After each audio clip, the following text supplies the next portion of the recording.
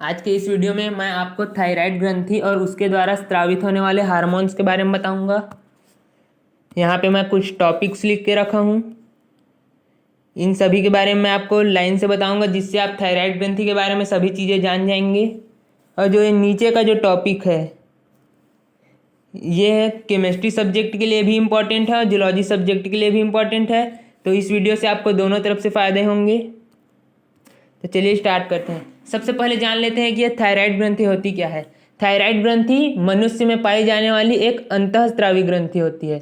अब अंतःस्रावी ग्रंथियाँ वे ग्रंथियाँ होती है जो कि अपने स्राव को सीधे रक्त में प्रवाहित करती है। मतलब थायराइड ग्रंथि के द्वारा जो हार्मोन स्रावित किया जाता है वह कोशिका के बाहर नहीं बल्कि सीधे रक्त में प्रवाहित किया जाता है। उसके बाद अब देख लेते हैं कि मनुष्य में थायराइड ग्रंथि स्थित कहाँ पे होती है। तो देखिए, ये थायराइड ग्रंथि का आपको मैं एक चित्र दिखा रहा हूँ। इसमें जो ये है यह थायराइड ग्रंथि है, आप देख सकते हैं। तो इसके बारे में आप ये लिखेंगे कि मनुष्य में जो थायराइड ग्रंथि है वह वॉइस बॉक्स यानी कि स्वर कोष्ठ और वाइंड पाइप यानी वायु नलिका के मध्य स्थित होती है। मनुष्य में थायराइड ग्रंथि है वह वॉइस बॉक्स और वाइंड पाइप के मध्य स्थित होती है। और मनुष्य में 1 पेयर्स ऑफ थायराइड ग्लैंड्स पाए जाते हैं। मतलब एक जोड़ी थायराइड ग्रंथि पाई जाती है। देखिए आप, ये एक जोड़ी थायराइड ग्रंथि है जो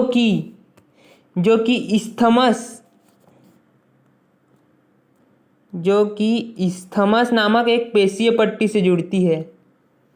देखिए आप, जो ये है यह इस्थमस है जिसके द्वारा ये दोनों एक दूसरे से जुड़े हुए हैं। अब देख लेते हैं कि थायराइड ग्रंथि के द्वारा कौन कौन से हार्मोन्स स्रावित किए जाते हैं। देख लीजिए, ये एक बुक में ये सब दिया है, मैंने इसके नोट्स भी बना रखे हैं, आप चाहें तो इससे भी पढ़ सकते हैं। तो देखिए, थायराइड ग्रंथि के द्वारा कौन कौन से हार्मोन्स स्रावित किए जाते हैं। तो मेनली थायराइड ग्रंथि के द्वारा ये तीनों हार्मोन्स स्रावित किए जाते हैं। ये तीनों थायरॉक्सिन, ट्राईआयोडोथायनिन और कैल्सीटोनिन। लेकिन जो थायरॉक्सिन है T4, यह आगे चलकर T3 में परिवर्तित हो जाते हैं।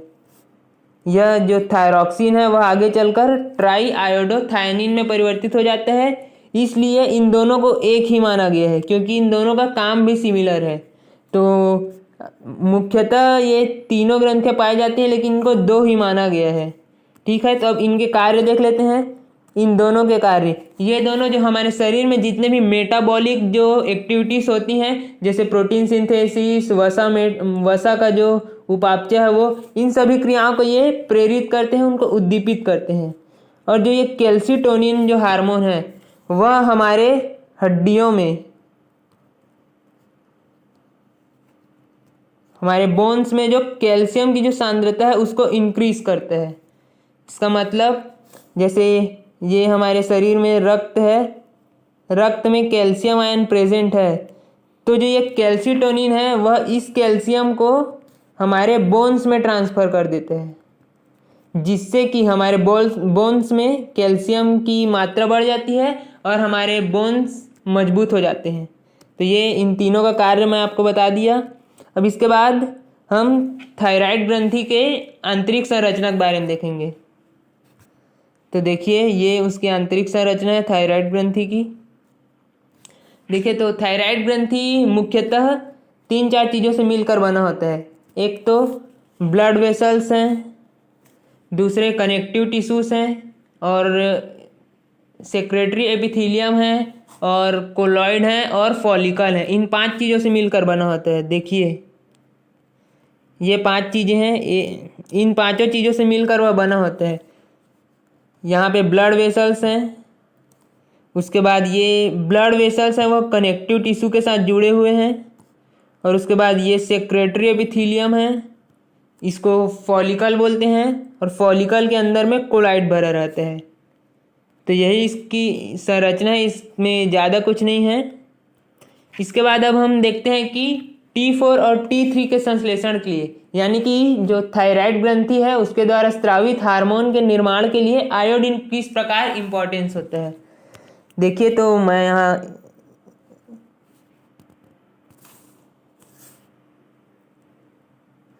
देखिए इतने में लिख दिया हूँ कि इतने के बारे में है यह कि जो हार्मोन है T4 और T3 और जो T3 हार्मोन है इसके निर्माण के लिए आयोडीन मस्ट है। मतलब कि हमारे शरीर में 1 मिलीग्राम आयोडीन पर वीक आवश्यक होता है। मतलब जो थायरॉक्सिन हार्मोन है उसके निर्माण के लिए 1 मिलीग्राम आयोडीन हर वीक हमको ज़रूरत होता है। उसके बाद अब देखते हैं कि इसका जो मैकेनिज़्म है वो किस प्रकार है, मतलब T4 T3 का निर्माण किस प्रकार होता है। तो देखिए, मैं इसके कुछ स्टेप्स लिख के रखा हूँ।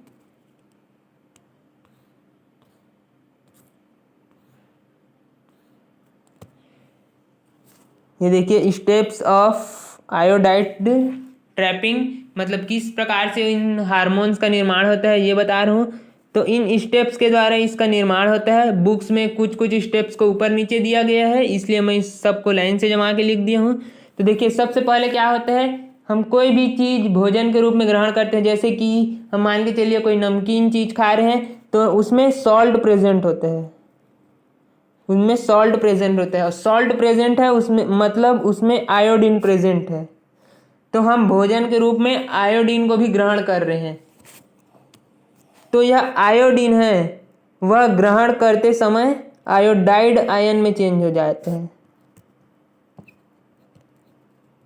ग्रहण करते समय यह आयोडाइड आयन में चेंज हो जाता है और इस रूप में हम आयोडीन को अपने शरीर में ग्रहण करते हैं।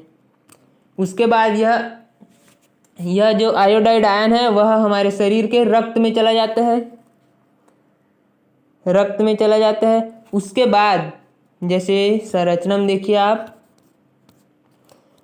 देखिए ये ब्लड वेसल्स हैं, यहाँ पे आयोडीन प्रेजेंट है I- के रूप में।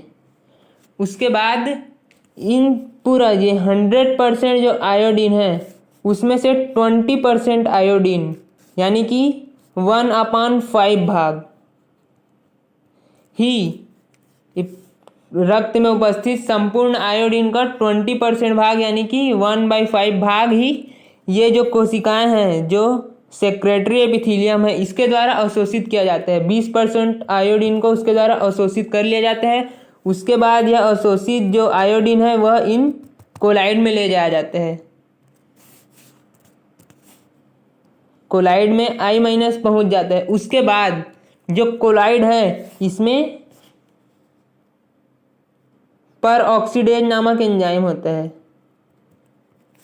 पर ऑक्सीडेज, यह पर ऑक्सीडेज एंजाइम जो आयोडाइड जो आयन है उसको स्वतंत्र आयोडीन में चेंज कर देता है।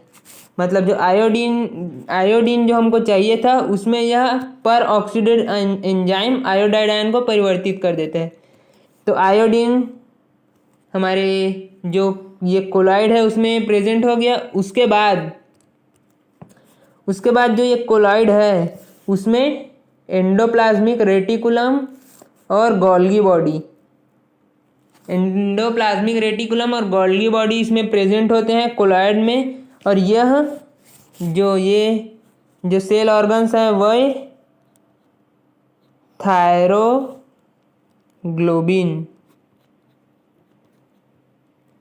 थायरोग्लोबिन नामक एक प्रोटीन का निर्माण करते हैं, उनका स्त्राव करते हैं। देखिए,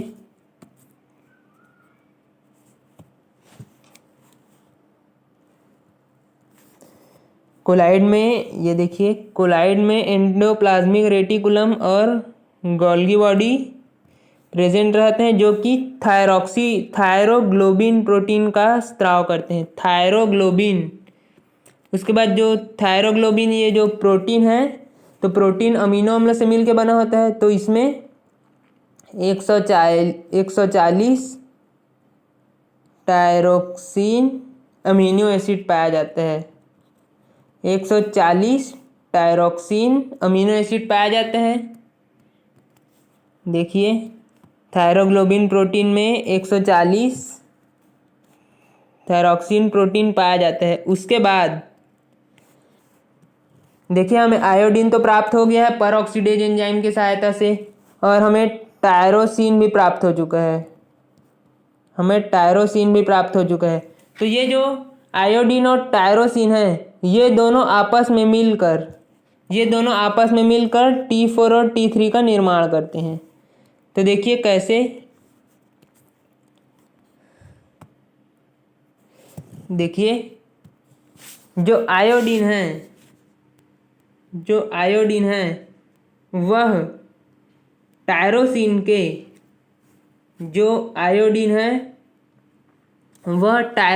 के एरोमेटिक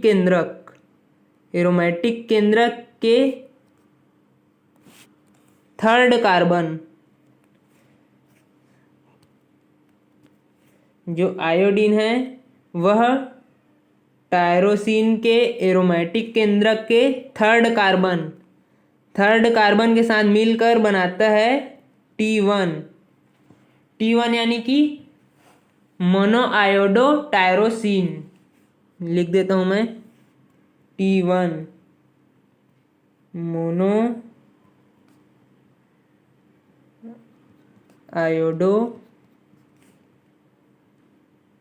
टायरोसिन। तो हमें T1 तो मिल गया। एक बार और समझ लीजिए, जो आयोडीन है वह टायरोसिन के एरोमेटिक केंद्रक के थर्ड कार्बन के साथ मिलकर T1 बनाते हैं। ठीक है, इसी प्रकार देखिए आप, जो टायरोसिन का जो एरोमेटिक केंद्रक है उसके पांचवें कार्बन के साथ मिलकर यह T2 बनाता है। थर्ड कार्बन के साथ मिलकर T1 और फिफ्थ कार्बन के साथ मिलकर T2 बनाता है। तो अभी हमें ये दोनों प्राप्त हो गया है। इसको बोलते हैं मोनोआयोडो टायरोसिन और इसको बोलते हैं डाई आयोडो टायरोसिन। लेकिन हमको चाहिए क्या, T3 और T4। तो देखिए T1 और T2 साथ में मिलकर बनाएंगे T3 एंड T4। अब ये कैसे होगा, देखिए